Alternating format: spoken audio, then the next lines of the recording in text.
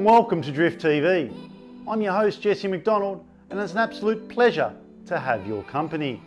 I'll be with you over the course of the show. During the show we have drifting highlights from Queensland Raceway, Stanthorpe, Archerfield, some Drift All-Stars from the Europe and some short clips from Gympie Off-Road Short Course and Power Cruise Night. In Tech Talk, Chris Froome talks hints and tips about improving your car and your driving.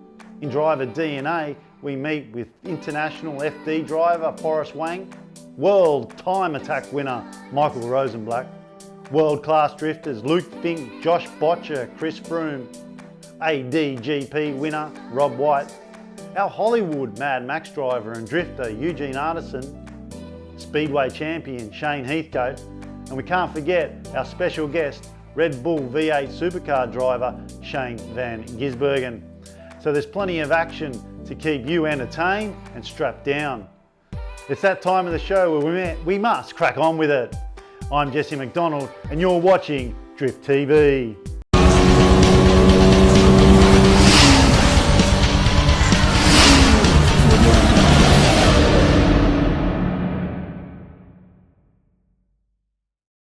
You got any advice for younger kids coming through the ranks that want to make it? Yeah, just, if it's what you don't want to do, put your mind and heart and soul into it, and you got to do it because you enjoy it. That's why I did it. Didn't, I had a goal and just pushed and had as much fun as I could, and it worked out. But yeah, if you want to do it, just commit. Was your goal always to drive V8? Sorry? Was your goal always to drive V8? No, not really. Just always to be the fastest, have fun, race whatever I could. Yeah, advice to young guys want to come through into drifting. I guess if they want to come through and get into the competitive side and take it to compete overseas and all the things that is definitely available. My advice is presentation is probably number one. Your presentation of your vehicle and of yourself, and the way you conduct yourself on social media, and the way you conduct yourself even in the pits. It's amazing how many people I've met in the pits or have met me and I've not realised, and they've led to sponsorship deals in the future because of just the way I spoke to that stranger. My biggest sponsor still to this day. I met him, I didn't know who he was. I spent half an hour with him just in the car mucking around and didn't realise that he was who he was. And it's amazing how many eyes are on you when you're at an event that you don't expect. If you're sitting in the event swearing with your mates and all that stuff, you could just put off the person that can take you to the top. And I think a lot of people forget that. I think if you and not to think too highly of yourself either. If you're doing well at drifting, that's all great, but to be humble. A lot of people sit back and they appreciate that side of it too when they want to use you to market their brand or business. So I don't know. I guess when I started drifting, I didn't consider drifting as something I was pursuing to make a living out of. I didn't pursue it as I want to go to Formula Drift. I didn't pursue it as I want to be a pro. Like, I just drifted because it's fun. And I think, I've kept that going my whole life, you know what I mean? Like, if the competitions and everything went away tomorrow, like, I'm still going to drift. So I'm going to drift for the fun of it. And I think that's the most important thing. Like, if it gets to a point where your total aim is to become a pro and you're going to get paid to drift and everything, like, I'll be straight out. Like, there's near Buckley's chance of it happening. Like, the list of guys getting paid, I could count on one hand in the world. It just doesn't happen. It's in my opinion the best sport in the world, but it's not mainstream.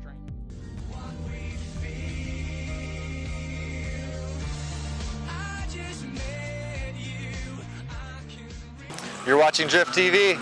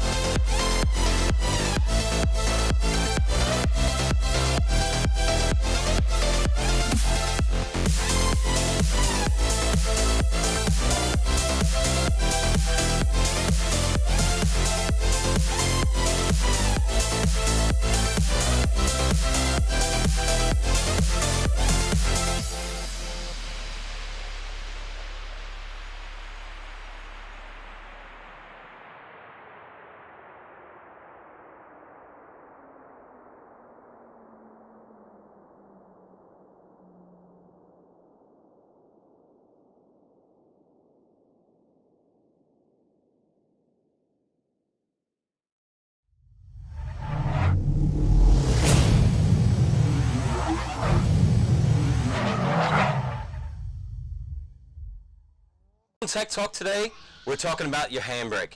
Now when you're learning to drive and you're still just driving your street car and taking it to the track and having a bit of fun, your factory standard handbrake is more than good enough to get you by, especially if you got a Skyline. Sometimes you might want something a bit better if you've got a Sylvia.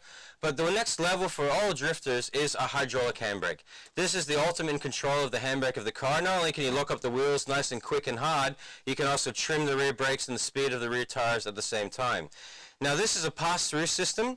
The advantage of this one that I prefer is that it actually uses the standard factory caliper on the back wheels. So I don't have to put a secondary caliper on, it just runs off the one set of brake pads. And the advantage that this gives me is that anytime I pull that handbrake, I know with confidence that those back wheels are going to lock up, and both of them are going to lock up at the same time. So when I need to make adjustments, I'm always there.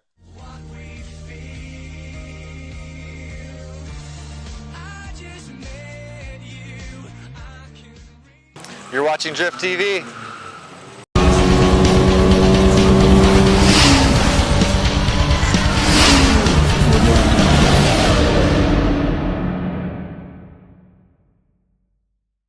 All right, so as far as advice I would give someone coming up in the ranks to get into competitive drifting, the first thing they got to decide is whether or not they actually want to be a competitive drifter. You know, there's a lot of fantastic drivers out there that enjoy the Matsuri, the fun little events, those sort of things. And if that's the best thing that they enjoy and they're happy with that, I reckon stay with it, because when you get up to that next level, the stress, the monetary, the involvement, the next level things, it is a big commitment and it's not a simple thing to do. So you got to be able to commit to it and stay to it strong.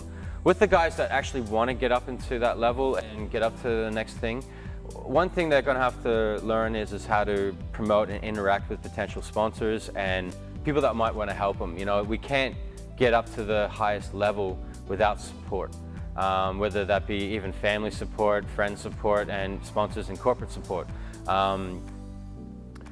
One thing they need to remember whenever they're going up into that next level, you could be the best driver in the world, but it doesn't mean that you're going to be the most marketable for them. You know, some of the guys that I know, even internationally, have the most sponsors, might not necessarily be the best drivers. They're not winning championships, they're not doing everything, but you know, they're passionate about the sport. They market themselves well.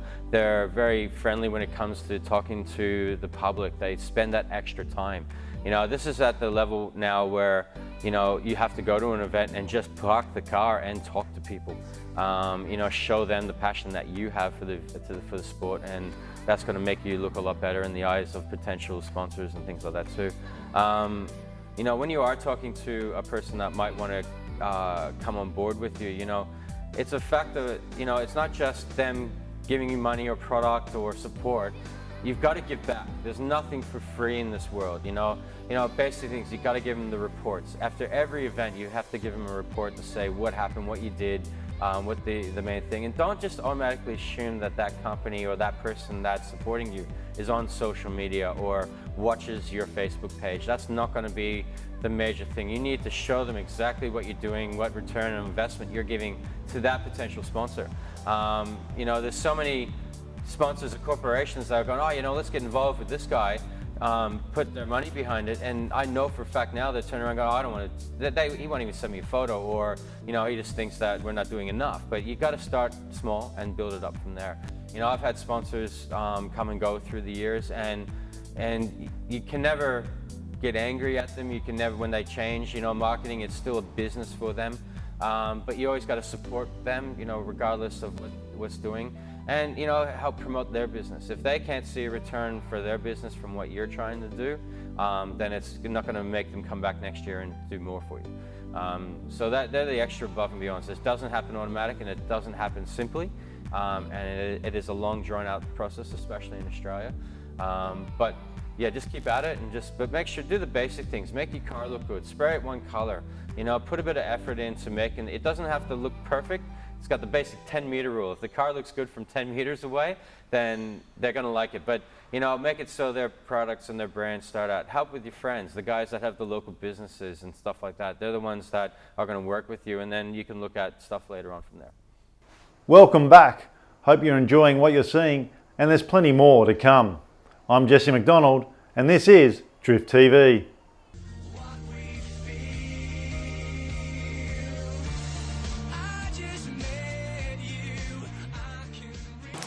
watching Drift TV.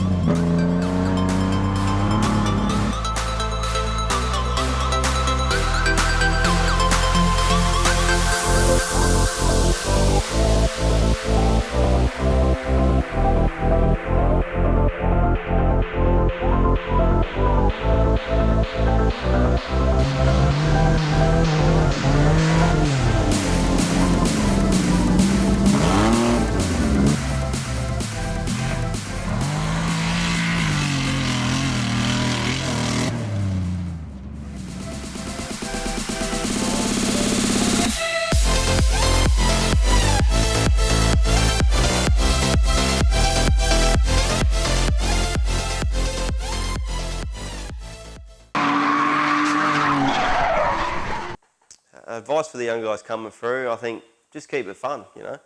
I got to the stage, we got so competitive, I'm just like, just make it fun, make it with your mates, you know, just get out there, be smooth and safe and just have fun. That's what drifting's about, I think, in the long run, you know. As long as you're having fun, that's all it's about. Advice for young drifters would be just get out there and have a go, you know. Don't sit in the shed and build something wild and think that you know, that's what you need to drift. You don't need anything wild, just start something basic, something small and just go out and enjoy it. Learn from something small and work your way up and be able to just have fun with it, really. That's all that matters, it's just the fun of coming out and battling with people and, you know, making new friends. That's what it's all about. Some advice for up-and-coming drivers would be get as many tires as you can, just so you can practice as much as you can. And they don't even have to be good tires, like scrappies, dead, you know, takeoffs, whatever you call them. Get as many of those as you can and stack them up in the back of your house. And the more the better, because you can never have too many tires. I mean, this sport's really hard on tires, and tires are almost like, you know, a wealth. If you got tires, you know, you can go and drive. If you got a car that you can put tires on, you're good to go. Suspension is very key.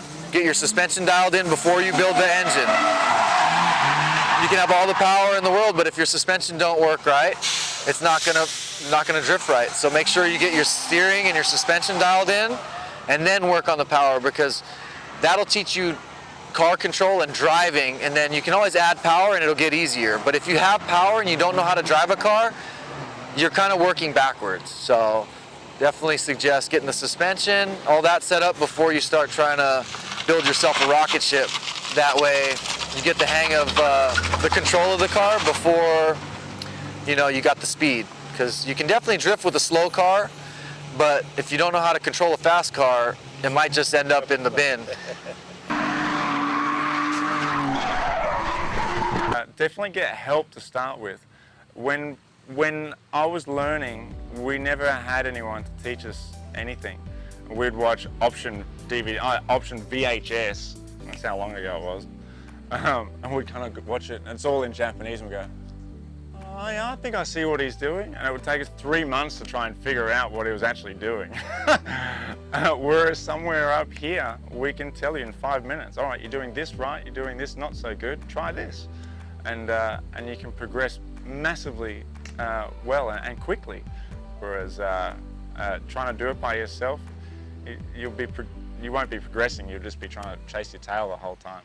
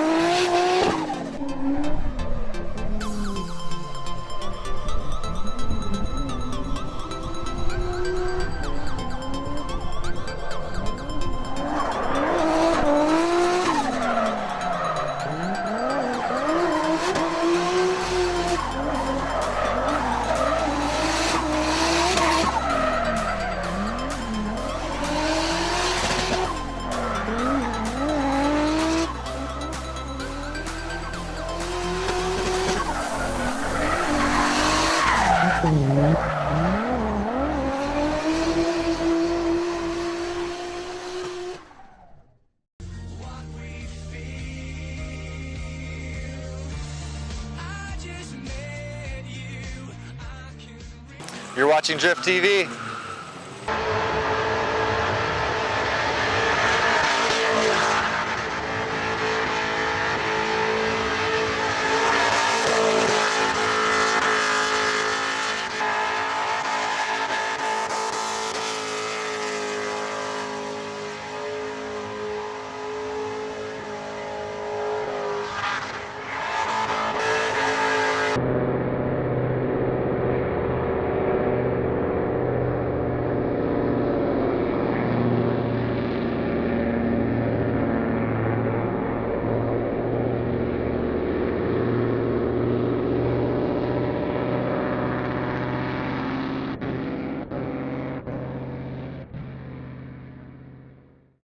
Welcome back, and it's that time of the show again where we say goodbye.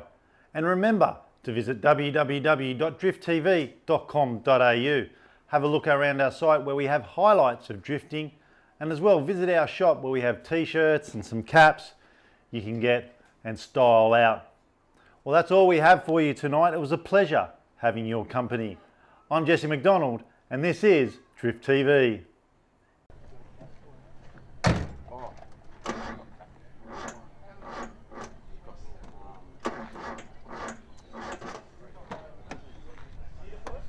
Yeah, I might need a push.